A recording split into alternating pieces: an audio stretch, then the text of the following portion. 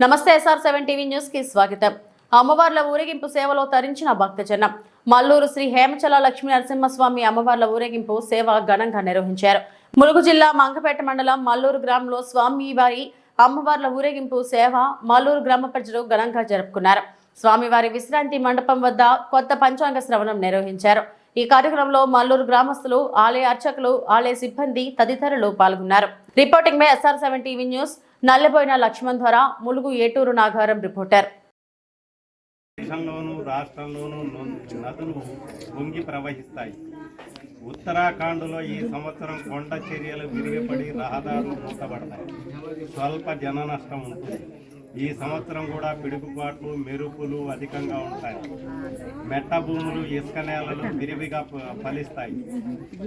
పల్లపు భూములలో తెగుళ్ళు ఎక్కువ అగుట చేత పంట దిగుబడి తగ్గి రైతాంగం నష్టపోతారు.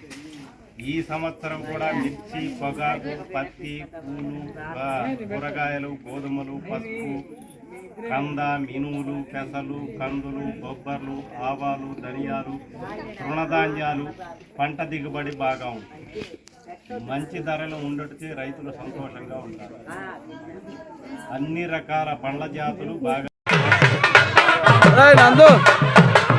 నందు అడిదిరురా